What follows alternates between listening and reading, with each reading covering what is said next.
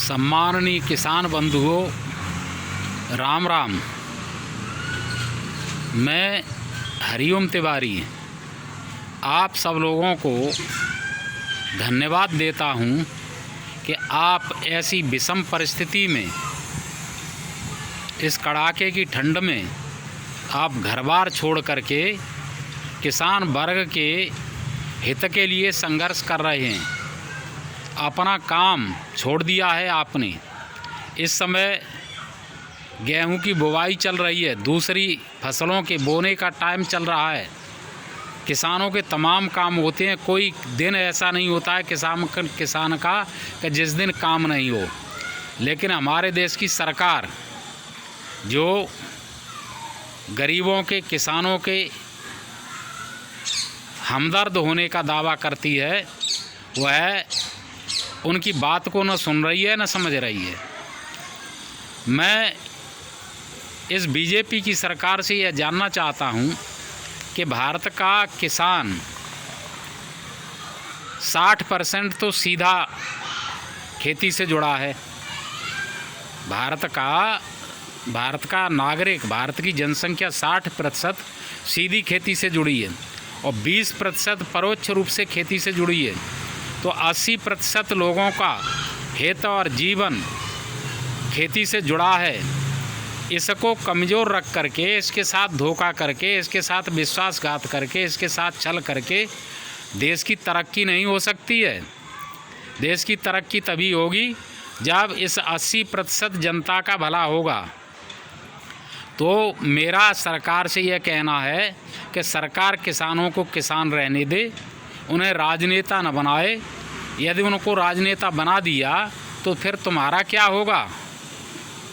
यदि किसान राजनीति करने लगा तो तुम लोगों का क्या होगा फिर? तो मेरा कहने का सीधा सरकार को सुझाव ये है कि किसानों को किसान रहने दो, उसे राजनेता मत बनाओ। नहीं तो तुम्हारे जैसे दूसरे नेता हैं, उनकी भद्द पिट जाएगी बुरी तरीके से। किसान के भी दिमाग होता है, वह भी जानता है कि क्या हित है क्या अहित है। जो अब पेशकश कर रही है सरकार, ये संशोधन यदि उसने इन बिलों में लाए होते तो किसान क्यों आंदोलन करता? अब जो किसान कह रहा है उसकी बात मान लो। तीनों विधेयकों को वापस लेने की बात कह रहा है तो वापस ले लो, तुम्हें क्या परेशानी है? अरे भाई, पहले ये नहीं थे तब क्या देश नहीं था? कि किसान नहीं था? कि सरकार नहीं थी? अरे कुछ दिनों तक और उसे चलने दो, फिर किसानों को विश्वास में लेकर के तुम इसे फिर दोबारा पास करवा लेना। और एमएसटी की गारंटी देने में तुम्हें क्या दिक्कत है? अरे भाई, एमएसटी तो मिलनी ही चाहिए। और मेरे तो कहने का मतलब ये है, मेरा कहने का उद्देश्य, मैं तो यह कह रहा हूँ कि भारत में एक कानून है, संविधान देता है शोषण के विरुद्ध अधिकार। तो किसानों को भी शोषण के विरुद्ध अधिकार मिलना चाहिए। और शोषण का मतलब पैसे का शोषण होता है, तो किसानों का तो हमेशा से शोषण होता रहा है। न्यायपालिका किसानों की सुने और शोषण के अधिकार के तहत उनको अधिकार दे। हर कृषि उत्पाद का न्यूनतम मूल्य निर्धारित किया जाए और अधिकतम मूल्य भी निर्धारित किया जाए, जिससे न किसान लूटे न उपभोक्ता लूटे। अभी होता क्या है कि किसान की तो वस्तु कौड़ियों में जाती है। हज़ारों उत्पाद जो किसान के हैं वो सब कौड़ियों में जाती हैं, और जब ये बिचौलियों के पास पहुंचते हैं तो ये हज़ारों के हो जाती। अरे ऐसा क्यों है? इतना बड़ा छल 70 साल से हो रहा है, इनकी कोई सुनने वाला नहीं है। आखिर क्या परेशानी है? जब सरकार टैक्स लेती है तो एक एक चीज़ को ढूंढ लेती है कि किस किस चीज़ पर क्या क्या टैक्स लगना चाहिए। लेकिन जब एमएसटी की बात आती है, मिनिमम मूल्य निर्धारण की बात आती है, तो सरकार को, सरकारी अधिकारियों को कृषि उत्पाद नहीं दिखते हैं। मैं यह मांग करता हूँ किसानों की तरफ से, मैं खुद एक किसान हूँ, बचपन से किसान हूँ, जन्मजात किसान हूँ। मैंने अपने हाथ से हल चलाया है, फसल बोई है, काटी है, निराई है, गोड़ी है, सब कुछ किया है और आज भी कर रहा हूँ। तो मुझे मालूम है कि किसान की क्या परेशानी होती है। जितने पैसे में बाज़ार का आदमी एक घी में डुबो करके रोटी खा सकता है और पैंट सूट पहन सकता है, उतने पैसे में एक किसान को सूखी रोटी भी नसीब नहीं होती है। और जो सादा कपड़े होते हैं, धोती कुर्ता, वह भी उसकी पूर्ति नहीं हो पाती है। उसका कारण यह है कि किसान मेहनत करता है तो उसे दूना खाना चाहिए, और जब परिश्रम करता है तो कपड़े भी ज़्यादा फटते हैं। मेरा अपना स्वयं का अनुभव है।